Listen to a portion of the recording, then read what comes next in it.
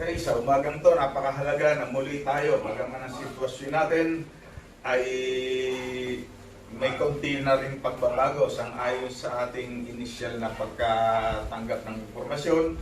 Loobin ng Panginoon na ito'y mangyari na mula sa pagiging ECQ ng status natin ngayon, quarantine status, ay hopefully sa darating na linggo ay maging mas maluwag yung ating status from ECQ to NECQ. Dito po tayo sa Laguna at maging sa ibang lugar na kapareho po yung tinatawag na quarantine status. Bagaman sabi ko nga, sa tingin natin hindi lang pagkaluluwag o gagaan, pero yung sitwasyon ay halos hindi pa rin nagbabago. Marami pa rin ang nagkakaroon ng problema. Marami pa rin ang patuloy na napipinsala, bunga nga po ng pandemya na ito. Sa panahong ito, patuloy na ang maraming negosyo ang nalulugi. Yung iba ay talagang tuluyan na nagsara. Sa mga nagsisipag-aral, marami ang talagang naapektuhan sa kanilang pag-aaral. Yung talagang normal na pagtanggap ng mga katuruan ay hindi nila magawa. At dahil dito may mga instances na yung ibang mga mag-aaral ay napigil sa kanilang pag-aaral dahil nga doon sa hirap ng sitwasyon. Maraming hanap buhay, maraming trabahantes ang mga nawalan ng trabaho, mga pamilya na bunga ng pandemya ay nagkalayo-layo, yung iba ay nawasak ang pamilya, may buhay na napahamak, mayroong napinsala. Sa umagang ito, sa pag-aaral natin, ang isa sa naapektuhan din naman ng pandemyang ito, ang ating pag-aaralan, yung ating pagkatao na bunga nga ng mga sitwasyon na ating nararanasan. Na katulad ng ganito na pandemya, maraming pagkatao ang masasabi nating pumangit at tuluyang nasira. Sa umagang ito, ang nais ng Diyos, ang nais na ipaalala niya sa atin, na anuman yung sitwasyon ng ating buhay, whether ito'y normal nating buhay o ito'y buhay na katulad ngayon na marami tayong nararanasang problema, ay patuloy na ang buhay natin, yung ating pagkatao ay manatili doon sa kung ano yung pagkatawag sa atin ng ating Diyos. Bunga ng problema, bunga ng pandemya, huwag masira ang ating pagkatao. Huwag tayong maging negatibo, huwag tayong magkamali. Ang ibig sabihin, patuloy na mabuo at maging matatag yung ating pagkatao, lalo't higit yung ating buhay spiritual. So umagang to, mahalaga yung ating pag-aaral. Bagaman itong pag-aaral natin o yung topic na ito masasabi nating basic, o ito yung mga panimulang aralin na naririnig ng mga tumatanggap sa ating Panginoong Sus, pero ito'y napapanahon sa lahat ng sitwasyon ng ating buhay. Kaya sa umagang ito, mahalaga na maunawa natin yung mensahe na nais ng Diyos ay tanggapin natin. Ang tala ng kanyang mga salita ay narito sa Mateo 7:24-29 na nais ko na basahin para po sa ating lahat.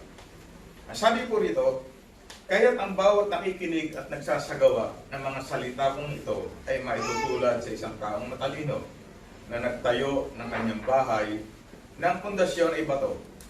Umulan ng malakas, bumaha, at binayo ng malakas na hangin ang bahay na iyon, ngunit hindi nagiba sapagkat nakatayo iyon sa bato. Ang bawat nakikinig ng aming salita, ngunit hindi naman nagsasagawa ng mga ito, ay maitutulad naman sa isang taong hangal na nagtayo ng kanyang bahay sa buhanginan. Umulan ng malakas, bumaha, at binayo ng malakas na hangin ang bahay, at ito ay bumagsak at lubusang nawasak.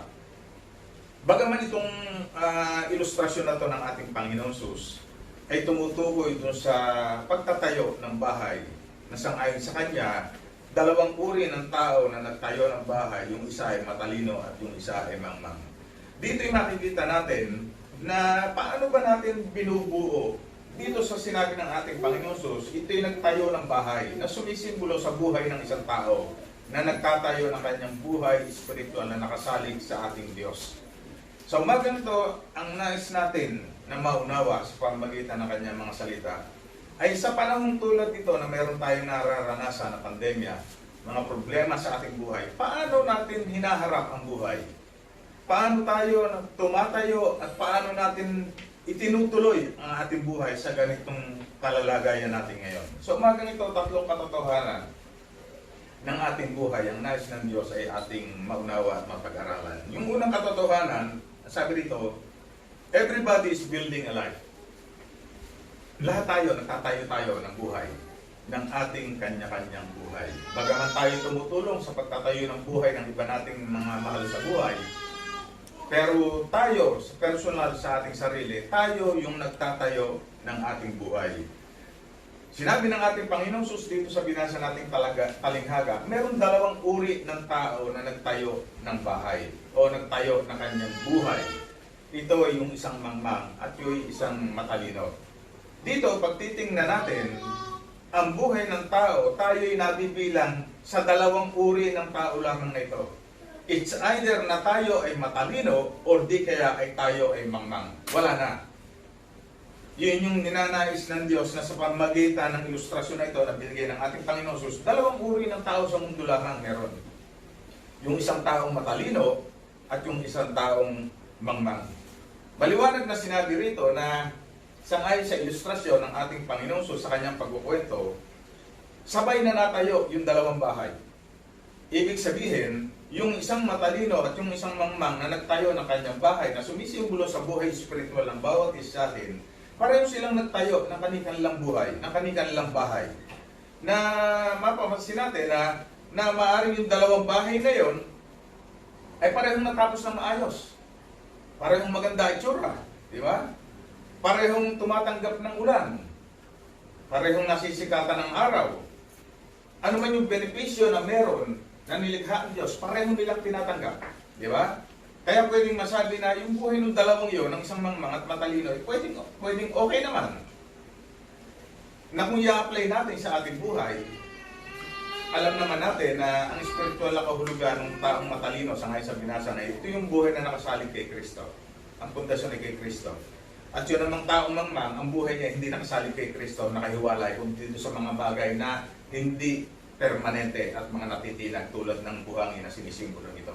Pero before nangyari yung bagyo, mapapansin natin sa buhay natin, tayo ng mga Kristiyano, ng mga nakakaunawa, tumanggap sa ating Panginoon Jesus, tayo tumatanggap ng mga biyaya, mga pagpapala mula sa Diyos.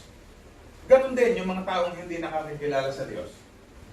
Yung mga tao na hindi tumatanggap kay Kristo, marami rin sa kanila, sagana ang buhay, masaya. Pwede rin may kapayapaan sila sa mundong ito na nararanasan. Ibig sabihin, pwedeng makita natin na sa pangmukha na pananaw o yung pangharapan na pananaw, para bagang okay sila pareho. Kaya isang malaking magiging katanungan dito, kung ang buhay naman pala ng isang matalinong tinutukoy na nakasalig ang buhay kay Kristo, ay pwede rin naman palang kasing katulad ng tao na hindi naman tumanggap kay Kristo, na may magandang buhay din naman, ano pa yung, bakit pa ako sisimba? Bakit pa ako tatanggap kay Kristo kung pwede naman pala akong mabuhay sa mundong ito na katulad din ng isang Kristiyano? Di ba? Mga bagay na makikita natin na pwedeng sabihin ng isang tao na sa kanyang buhay, ay hindi niya kailangan si Kristo. Kasi ang katotohanan talaga, kung ang pananaw ng isang tao ay yung pangmundo lamang, yan yung mahuna.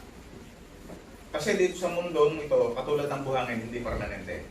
Ang permanente nating buhay dun sa langit, na mangyayari lamang yun, makakarating tayo kung ang pundasyon natin dito sa lupa ay si Kristo. Kaya dito makikita natin na maraming tao ang naging kaisipan tuloy para bagang hindi sila naniniwala doon. Ang pinaniniwalaan nila yung dito sa mundong ito, na magandang buhay. Diba? Na para sa kanila, hindi na mahalaga na sila maglingkod kasi nagiging masaya rin naman sila. Nagagawa nila ang gusto nila. Ano pa yung aalalahanin nila sa mundo kung sa paglilingkod sa Diyos? Kung ang buhay naman nila dito ay okay naman kahit may pandemya. Di ba? Marami sa panahon ito na may pandemya na mga hindi kumikilala kay Kristo bilang kanilang Panginoon at tagapagligtas. Nakakaalagwa. Maganda ang buhay sa panahon ng pandemya. Kaya makikita natin, napakahalaga na makita natin sa umagang ito yung tinutukoy doon sa dalawang matalino at doon sa isang matalino at isang mangmang na nagtayo ng bahay.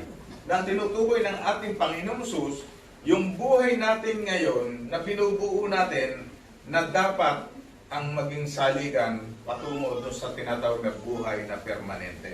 Alam niyo po isang ilustrasyon na nabanggit ko na po nung nakaraan na isang magaling na karpintero ang dumating sa punto na kinakailangan na niya mag-retire dahil siya ay matanda na. Kinakailangan na niya mag-retire at ilaanan niya yung kanyang buong natitirang panahon sa kanyang pamilya at i-enjoy niya yung mga kinita niya. Ngayon, yung mismong boss niya, nung malaman na siya ay magre-retire na, ito yung napakagaling niyang karpintero. Siyempre, nalungkot yung boss, pero dahil nga doon sa napakaraming nagawa nitong karpintero na ito na tulong sa kanya, ang ginawa niya, for the last time, sabi nung boss niya, sige, bagaman ako'y nalulungkot na ikaw ay magre-retire na, pero for the last time, sabi niya, pwede mo bang ipagtayo mo pa uli ako ng isa pang bahay? Yan, ganyan. Pwede ba na ako ipagtayo mo pa uli ng isang bahay? Sabi ng boss niya doon sa karpintero. Siyempre, bagaman napilitan yung matandang karpintero, sabi niya, sige pagtatayo ko pa Kaya lamang, yung kanyang eagerness, yung kanyang pagiging dedicated sa pagtatayo ng bahay, hindi na katulad nung dati. Naapektuhan na dahil ang focus na nga niya, gusto na niya mag-retire Kaya ang nangyari, yung sistema ng paggagawa niya hindi maayos. Yung workmanship hindi na okay. Yung mga materials na ginamit niya hindi mga tama. Kaya tuloy, alam na natin ang magiging resulta ng bahay na ginawa, hindi maganda. Ngayon, nung natapos yung bahay, sabi ng boss, ayan, ayos at salamat, natapos mo rin yung bahay for the last time. Kasi ganyan, ipinagawa mo pa rin. Ngayon, sabi ng boss, eto na ngayon yung suset. Ibinibigay ko na sa iyo. Yung bahay na ginawa mong yan ang aking regalo sa iyo. Siyempre, alam na natin na nung napag-isip-isip ng tao na yung bahay na siya mismo ang gumawa, yung anumang uri ng bahay, dispalinghadong bahay man na kanyang ginawa, nalulungkot siya kasi iyon ang kanyang tinirhan ngayon na ibinigay sa kanya. Alam niyo po, sabi nga, kung alam ng tao, naniniwala ba kayo, na kung alam ng tao, ng karpintero na yon, na yung bahay na ginagawa niya, siya pala ang magmamana at titira, anong tingin niyo ang gagawin niya? Gagawin niya mas mabuti. Diba? Pipilitin niya na maging maayos, na huwag magka-problema. Kasi bakit? Kasi siya ang titira doon sa bahay na yun. Yun ang napakaga na dapat makita natin. Alam niyo, nakabasa ako ng isang signage. Sabi rin, life is a do-it-yourself project. Ulitin ko, sabi doon sa nabasa ko sa signage, life is a do-it-yourself project. Ano mang klaseng buhay ang binubuo mo ngayon? Sa iyan. Yung buhay na meron ka ngayon at yung buhay na magkakaroon ka bukas, ikaw ang bumubuo niyan.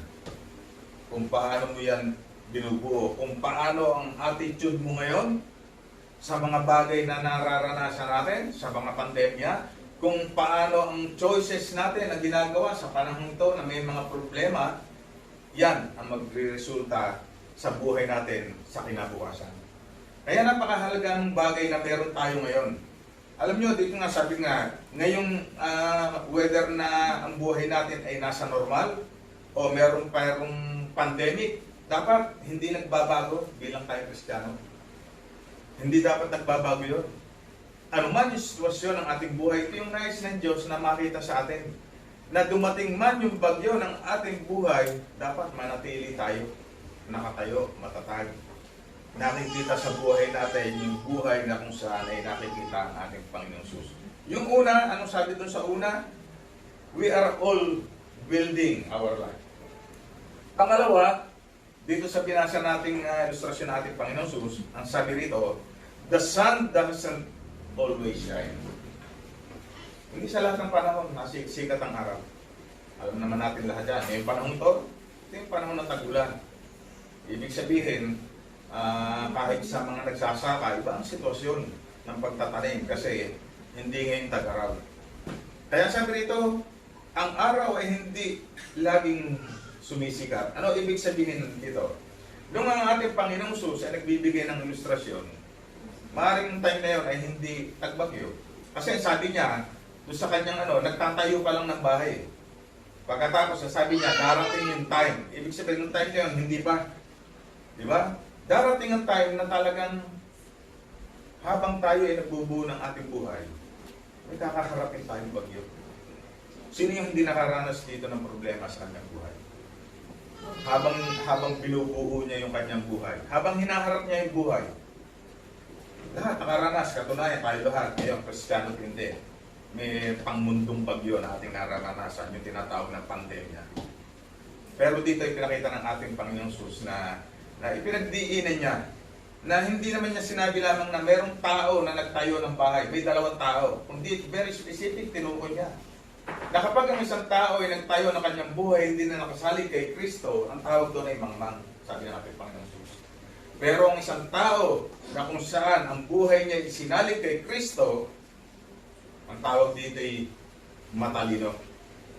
Di ba? Matalino na anuman ang kaharapin, anuman terribling bagyo ang kaharapin, mananatiling nakatayo. Before na dumating, ito yung literal, before na dumarating ang bagyo, sa mga pabahay, mapapansin nyo mga kapatid, sa mga housing projects, karamihan dyan, yung mga halos pare-pareho yung yari ng bahay. Pare-pareho itsura, mapapansin nyo. Diyan lamang sa iba naming project, sa relocation site, sa Upland, pag tinignan mo yung mga bahay, pare-parehas lang itsura. Pare-parehas. Nagkaiba na lamang ngayon dahil dun sa improvement na ginawa ng mga awardees. Pero, paano natin makikita yung pagkakaiba nilang dalawa? Bagaman sila pag tinignan natin ay parehong itsura. Alam nyo, nung dumating yung time na nagkaroon ng bagyo, nagkaroon ng Glenda at saka nagkaroon pa ng ibang bagyo, hindi naman lahat nawasak. Pero marami doon sa magkakaparehong itsura ng bahay ang nawasak. Meron doon na lumubog yung lupa, nawasak yung bahay. Ano ibig sabihin? Ang buhay natin ngayon, kung i-apply natin sa ating buhay spiritual, sa ating buhay literal, tila baga ang buhay natin ay pare-parehos lang. Yung mga Kristiyano, maganda buhay, mga hindi Kristiyano, pwede rin maganda buhay. Parehas lang, pero kapag dumating yung bagyo, doon yung makikita kung sino yung matibay. Doon yung makikita yung tinatawag na anong bahay yung babagsak, nagigiba. At ito yung literal na nangyayari talaga. Itong binanggit ng ating Panginoong Sus na ilustrasyon patungkol sa dalawang tao na nagtayo ng bahay, ito yung talagang tunay na nangyayari. Hanggang sa kasalukuyan nangyayaring literal talaga na may mga bahay na lumulubog, it's either na ang natayuan ay nasa fault line or di kaya ay malalambot na lupa, kaya mga nawasak nang dumating yung bagyo. Ganun ang buhay natin, buhay spiritual. Hindi lahat ng panahon ng ating buhay maganda. Hindi lahat ng panahon ng ating buhay ay masaya. Diba? Nakakatuwa kapag iniisip na meron tayo naririnig na awiting Kristiyano, ang buhay ng Kristiyano yung masayang tunay. Totoo, may masayang bahagi ng buhay natin, pero maraming bahagi na ng ating buhay bilang Kristiyano ay talagang mahirap magsaya, minsan malungkot talaga tayo. Lalo tigit sa panahon na may mga problema. Alam niyo po, yung bagyo ng ating buhay, yan yung maghahayag kung anong uri ng buhay ang iyong itinero. Paano ka nagre-react? Pwede mo salaminin, kapatid, ang iyong buhay ngayon. Bilang Kristiyano, ano yung inihahayag sa iyo ng Diyos ngayong may nararanasan kang pagsubok? Ikaw na Kristiyano, kumusta yung quality ng iyong buhay spiritual? Ito ba ay tila lumulubog? Ito ba ay nawawash out? Diba? Ang bagyo ng buhay, ito yung literal din. Ang bagyo nanggagaling sa silangan, kaluran, lahat. Ganun din ang problema natin. Lahat ng direksyon, meron tayong problemang nararanasan. At ito ay nagbibigay ng malaking threat. Hindi lamang sa literal na bahay, kundi sa ating buhay spiritual. Naisip nyo na ba mga kapatid, naisip na ba natin? Na bunga ng ating nararanasan pandemya ngayon, nati-threaten ba yung ating buhay spiritual? O kung hindi man natin matanggap na tila baga na tayo naapektuhan, Pero paano tayo nagre-react? Di ba? Paano tayo nagre-react? Tayo ba ay nakakabilang doon sa mula sa pagiging Kristiyano, nakakabilang na tayo doon sa tila sa mga hindi Kristiyano kung paano sila mag-react sa panahon ng meron tayong nararanasang pandemya? Paano natin kinakaharap ang pamahalaan? Paano natin kinakaharap ang mga otoridad? Di ba? Ito ba ay nagpapahayag ng quality ng ating pagiging Kristiyano ay naaapektuhan ng ating mga nararanasang pangit sa ating buhay? Diba? Napakahalaga nun. Kaya ito, bagang sabi ko nga, itong ilustrasyon na ito ng ating Panginoong Sus ay isang common at matagal nang laging naririnig pero laging napapanahon eh. Kasi bakit? Kasi araw-araw meron tayong buhay na kinakaharap. Buhay na nagpapatunay kung ano ba talaga tayo sa harap ng Diyos. Tayo ba talaga ay mga tunay na Kristiyano na anuman ang sitwasyon na ating kaharapin, mananatiling Kristiyano ang nakikita sa buhay natin. Napakahalaga nun. Yun yung katotohanan, di ba? Yung unang katotohanan, tayo lahat ang nagtatayo ng ating buhay. Siyempre, sa tulong ng ating Diyos, pero tayo yung responsable una. Pangalawa, hindi lang sumisikat ang araw sa ating buhay. Yung panghuli, sabi rito, your foundation will soon be apparent. Kahit pasabihin mo na matatag ka, kapatid, sa sarili mo, hindi mo maamin na may problema ka spiritually. Na tila baga yung ginagawa mo sa tingin mo ay paglilingkod sa Diyos. Pero darating ang time na kapag tumama yung malakas na pagsubok sa iyong buhay, makikita talaga kung ano ang pundasyon meron ka. Lalabas at lalabas yan. Alam niyo po, malinig, binanggit ko na rin naman sa aking pakipag-usap sa iba nating mga kapastoran, mga kaibigan. Alam niyo po yung lesson ng pandemic na ito, para sa akin personal, ito'y naghahayag sa mga kapastoran, sa mga miyembro, at sa ibang tao kung ano sila, kung anong pundasyon yung kanilang pinalalagyan. Kasi kapag ang pundasyon natin ay si Kristo, yung tunay na kahulugan nun, ang magre-reflect sa atin ay kung paano si Kristo namuhay. Kung paano niya kinaharap yung lahat ng pagsubok nang may katatagan sa pananampalataya at yung pagsunod sa kalooban ng Ama. Diba? Ito yung pagkakataon na makikita natin na naghahayag. Kaya ngayon marami akong nakita sa totoo lang na nakalulungkot siyempre na mga Kristiyano na ngayong panahon ng pandemya hindi mo isipin na Kristiyano pa.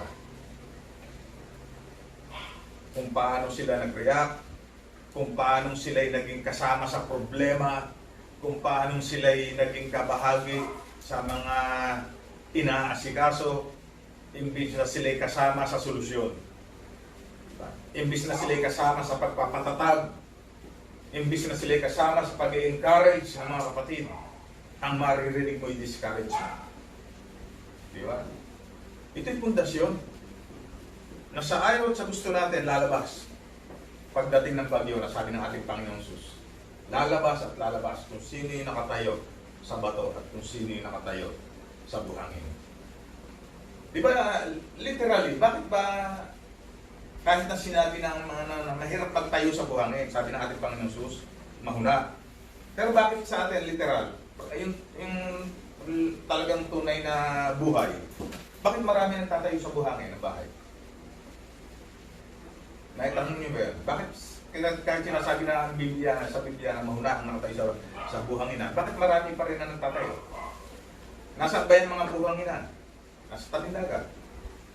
Bakit yung ba nagtatayo, nag-i-invest? Kasi maganda yung scenery. Pag sinabing beachfront, maganda yan. Kaya mahal ang lupa dyan eh. Diba? May mga resort, may mga beach houses. Ibig sabihin, pag ang bahay mo yung nakatayo sa beachfront at ikaw ay doon nakapwesto, yung social status maganda. Kapag kayo namili ng mga lote sa subdivision, kasi may mga subdivision na mayroong beachfront, ang mamahal yung mga nasa beachfront.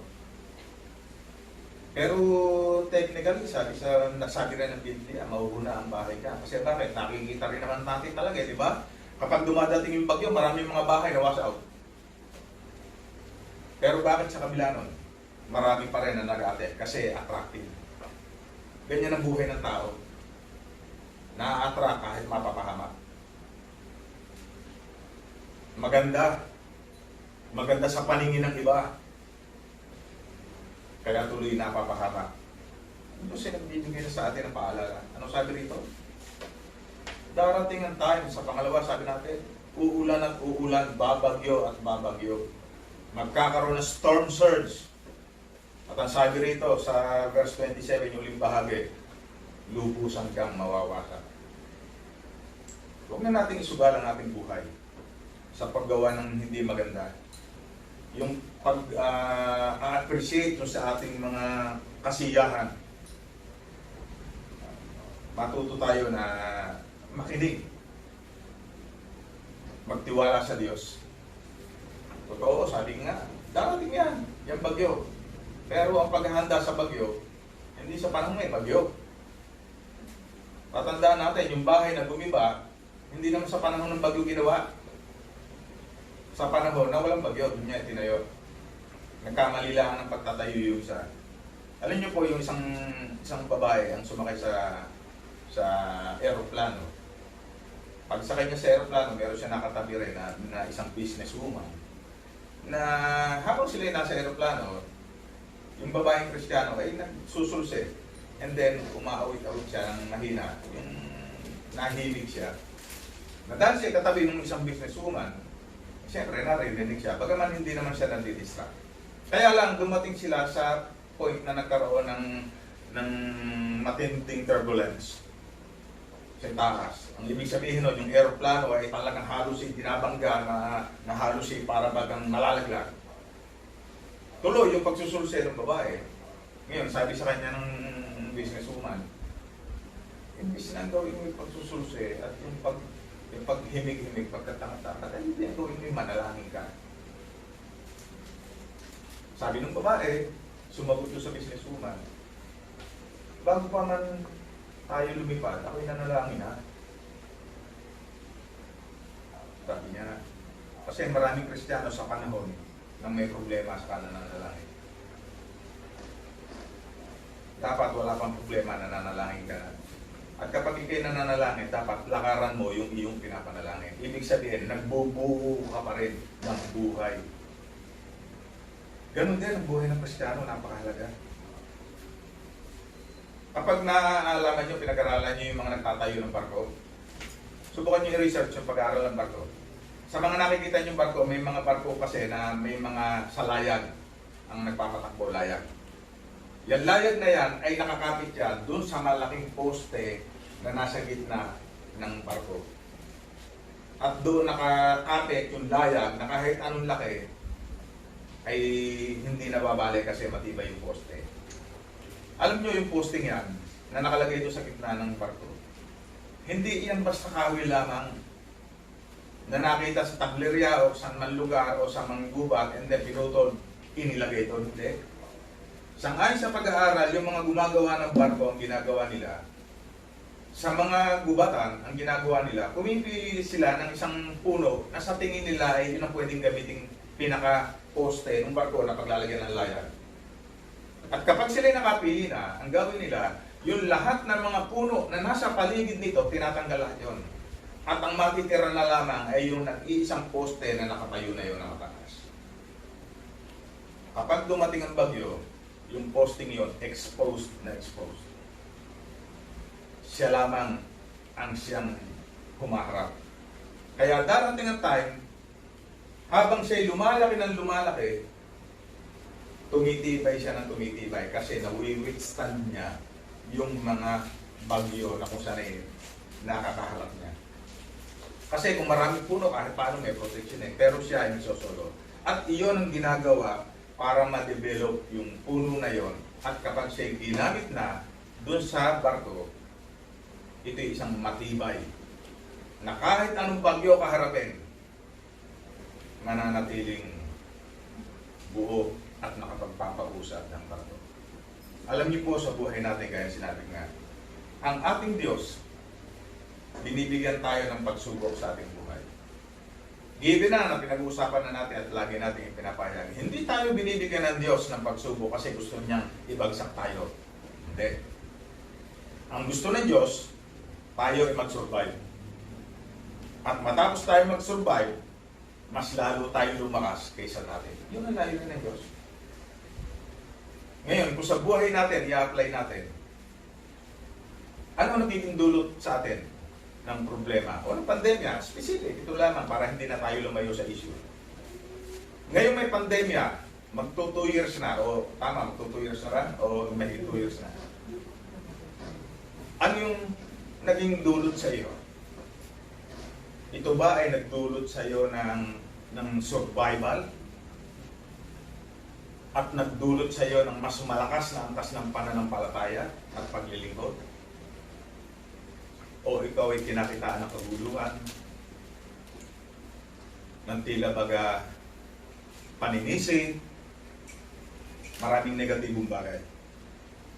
Ulitin ko, sabi ng ating Panginoong Sus, sa kanyang ilustrasyon, ang bagyo, ang pagsubok, dumadating sa lahat, matalino ka man o mangmang.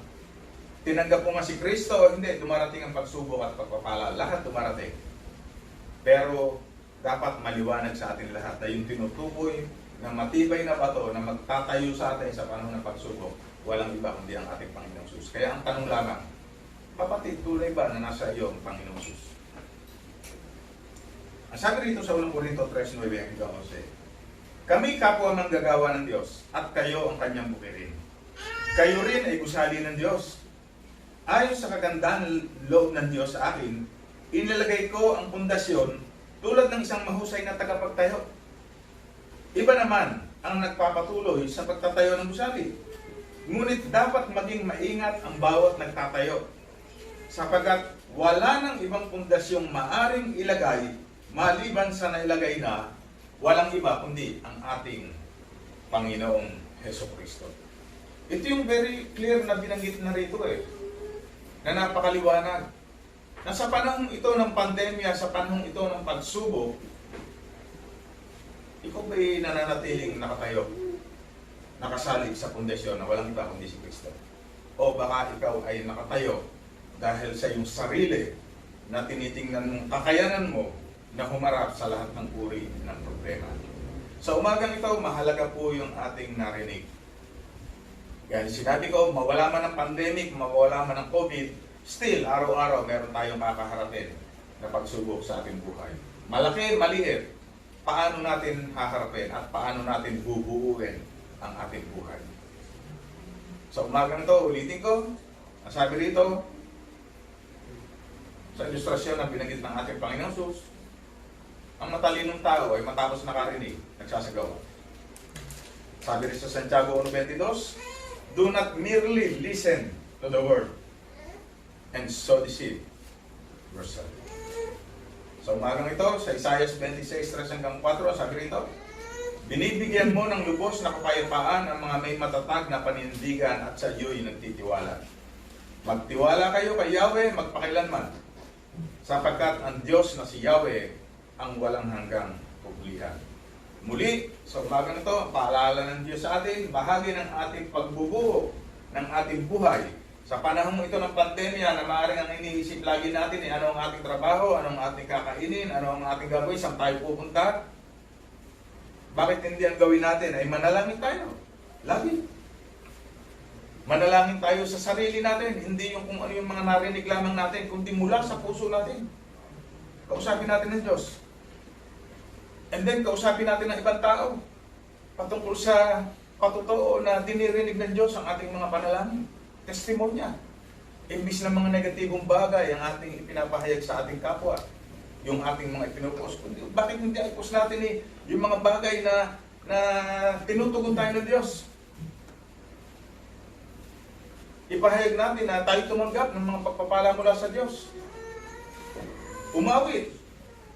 At patuloy na mag-aral ang salita ng Diyos.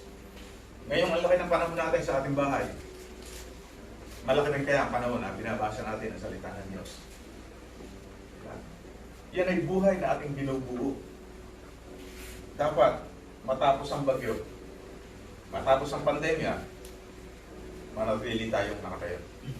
Yan ang sinabi ng Apostol Pablo. Manatili tayong nakatayo kasi bakit? Yan ay kapahayagan na kay Kristo tayo nakasalig. Muli, pagpalain tayo ng Diyos, pagpalain tayo lagi sa lahat ng sitwasyon ng ating buhay. Tulungan niya tayo na ang buhay natin ay lagi nating isalig sa Kanya sa pamamagitan ng pananampalataya.